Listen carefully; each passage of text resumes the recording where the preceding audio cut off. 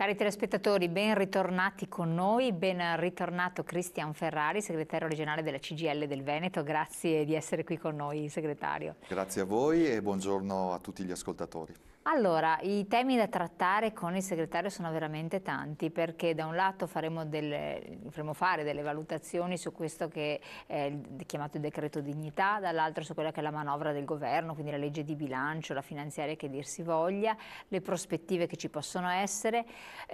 Parleremo di quello che è stato dichiarato recessione tecnica, insomma vediamo un attimo cosa si potrebbe prospettare, le conseguenze e le ripercussioni sul mercato del lavoro che ci possono essere, e poi anche lo staff leasing, insomma le nuove modalità con cui il mondo del lavoro si è mosso e si sta muovendo. Un accenno poi, anche se non è di sua competenza, ai pensionamenti quota 100, comunque persone che lasciano il lavoro, che si stanno fiondando negli uffici per avere un po' il panorama. Riguarda sempre il mercato del lavoro che si muove. Allora, io però vorrei partire dal suo impegno recentissimo, vostro impegno recentissimo a Bari, perché è stato eletto il nuovo segretario nazionale, insomma. Che cosa ne è emerso? Come è stata questa decisione? Cosa ne pensa la nuova figura? Come potrebbe affrontare o che, diciamo, svolta potrebbe dare o non dare al sindacato? Ma intanto io voglio dire, ci ho partecipato direttamente personalmente, che è stato un congresso molto appassionante. Voglio sottolineare un aspetto: per la CGIL il congresso non si riduce semplicemente a una kermesse in cui si sceglie un capo, ma è un grande percorso democratico che dura mesi. Noi siamo ancora gelosi di questa nostra modalità che ad esempio la politica ha totalmente perso. Pensiamo che serva innanzitutto coinvolgere, abbiamo coinvolto milioni di lavoratori e di pensionati in una grande discussione collettiva che si è protratta dall'estate scorsa. Abbiamo condiviso un documento politico, cioè una serie di cose da fare, una scelta strategica su quali sono i nostri obiettivi, le nostre priorità rispetto al Paese, alla sua situazione, all'evoluzione che c'è. E questo ci ha permesso alla fine di fare una scelta anche sul segretario generale, che ha segnato innanzitutto una grande compattezza, una grande coesione e una grande unità della CGIL. Abbiamo discusso, ci siamo confrontati, c'è sempre un pluralismo, una dialettica all'interno di una grande organizzazione di massa come la nostra, siamo 5 milioni e mezzo di iscritti e alla fine abbiamo dimostrato la capacità di trovare una sintesi che si è personificata nella proposta di segretario generale di Maurizio Landini, che come è noto è stata sostenuta da oltre il 92% dei voti, e quindi una grande scelta di unità. Penso che questo sia un primo, con molta umiltà lo diciamo, ma anche un primo insegnamento anche alla politica, che molto spesso si divide, si contrappone, si consuma anche in, diciamo così, dialettiche interne che poi si distaccano anche dalla condizione del Paese. Landini, a mio giudizio, sarà un grande segretario. Che segretario potrebbe essere? Cioè, quindi perché sappiamo tutti la sua provenienza, un po' la sua matrice anche culturale, cioè, le sue idee, insomma, sono state, anzi è un comunicatore da quel punto di vista molto spiccato. E che cosa potrebbe portare al sindacato rispetto alla Camusso? Innanzitutto c'è una grande continuità. La stagione che ha segnato la leadership di Susanna è stata probabilmente la stagione più complicata e più difficile per un sindacato da tanti decenni a questa parte. Quanti anni ha? Susanna è stata eletta nel 2010, quindi all'inizio della grande crisi. Ha affrontato insieme a tutto il gruppo dirigente una crisi economica devastante, la più pesante che questo Paese abbia visto dopo la Seconda Guerra Mondiale. Ha esercitato un ruolo di difesa soprattutto dell'occupazione, dei diritti che venivano via via messi in discussione. Abbiamo garantito una presenza, un insediamento nel tessuto produttivo, nei posti di lavoro, nei territori, nonostante molto spesso avessimo anche una politica che in una malintesa idea di disintermediazione tentava di non riconoscere il ruolo di rappresentanza, e questo è stato un grave errore. Pensiamo di aver contribuito non solo a salvare tanti posti di lavoro con la nostra funzione di contrattazione, abbiamo fatto migliaia e migliaia di accordi difensivi, assolutamente sì, ma quando sei di fronte ad una crisi in cui perdi nel giro di poco tempo 10 punti di PIL, 1,5 milioni di posti di lavoro, è chiaro che la funzione del sindacato non può che essere quella di tenuta e di difesa. Adesso siamo in una fase in cui vogliamo rilanciare. passare da una contrattazione e un'azione sindacale in difesa di tutela, che è stata fondamentale. sì. Pensiamo di aver dato un contributo importantissimo alla tenuta e alla coesione sociale del Paese, molto spesso sottovalutato e non riconosciuto, ma noi ce l'avamo, e adesso secondo noi è arrivato il tempo in cui bisogna rilanciare e passare tra virgolette all'attacco, nel senso positivo del termine. Cosa vuol dire passare appunto all'attacco? Cioè, vuol dire migliorare le condizioni di lavoro delle persone, a partire soprattutto dalle giovani generazioni. Questo è stato il primo messaggio che Maurizio Landini ha voluto mandare. Il sindacato e la CGIL è un soggetto di cambiamento, abbiamo difeso il nostro insediamento sociale, adesso vogliamo includere soprattutto quella larga fascia di società italiana di mercato del lavoro, in particolar modo i giovani, che vivono una condizione di incertezza e di precarietà. Questa è la grande sfida nostra. Ma i giovani percepiscono la valenza del sindacato o ha perso appeal, proprio perché la categoria di giovani non ha vissuto poi le lotte sindacali, non ha vissuto tutto un periodo che invece ha fatto maturare una certa consapevolezza e poi successivamente anche ha disaffezionato, per carità, anche molti, quindi aspetti positivi, aspetti negativi, però di fatto qualcosa molti hanno vissuto. Ci sono tanti giovani invece che non lo percepiscono come presente. Sicuramente siamo di fronte a due generazioni, perché ormai sono due, che non hanno il portato alla memoria storica delle grandi battaglie politiche sindacali che hanno segnato anche nell'immaginario collettivo intere generazioni. Sono due generazioni che hanno vissuto e conosciuto il lavoro nella forma peggiore. Oltre alla disoccupazione, i dati di Istat di oggi ci confermano che siamo un paese con una disoccupazione giovanile al 33%. E questa è una grande emergenza, anche perché qui si gioca il futuro dell'Italia e del Veneto. E soprattutto quando anche sono riusciti ad entrare nel mercato del lavoro hanno vissuto la stagione della precarietà. Questo ha segnato non solo le condizioni salariali, le condizioni di diritti minori rispetto alle generazioni precedenti, ma anche in qualche modo frantumato e individualizzato la condizione del lavoro, ponendo anche un problema in termini di organizzazione collettiva. Io lo dico in maniera molto chiara. Il sindacato deve fare di più e deve proporsi come soggetto credibile di tutela contrattuale nei confronti di queste giovani generazioni. Quindi il tema del lavoro precario, della contrattazione inclusiva, della riunificazione del mondo del lavoro, riconoscendo e allargando condizioni e diritti, è fondamentale.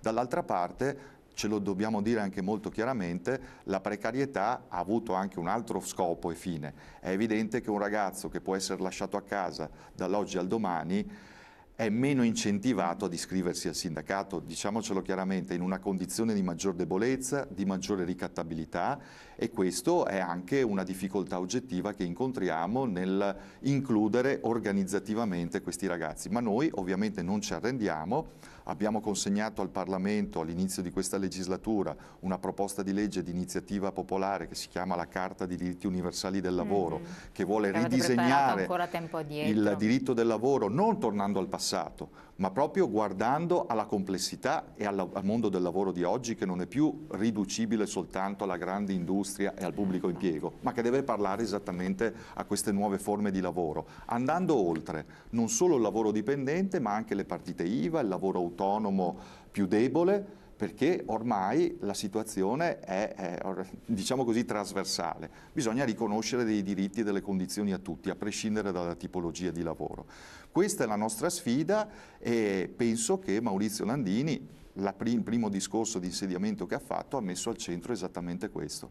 Noi vogliamo essere un sindacato che guarda al futuro e che soprattutto parla e guarda a queste giovani generazioni. Quindi diciamo così, il messaggio è forte e la sfida inizia a partire anche dalle iniziative che metteremo in campo nei prossimi giorni. Voi ce n'avete esatto settimane. Il 9 febbraio, no? Avete una manifestazione, se non erro, unitaria a Roma, di cui adesso parliamo un attimo, che leggo anche il messaggio. Spero che il nuovo segretario faccia il bene dei lavoratori, che non vuol dire schiacciare le imprese con vessazioni e ricatti, ma il giusto compromesso, Franco.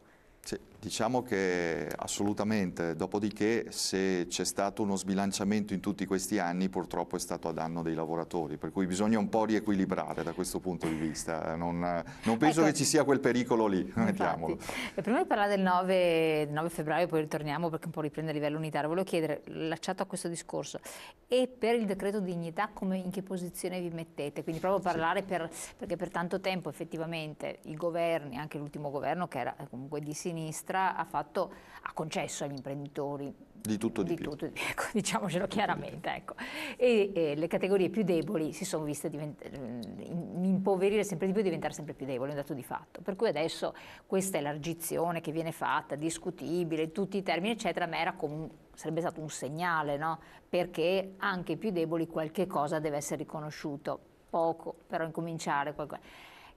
Il sindacato come si pone? Perché certo che voi tutelate i lavoratori, chi il lavoro ce l'ha, però c'è tutta questa categoria di persone che sono out.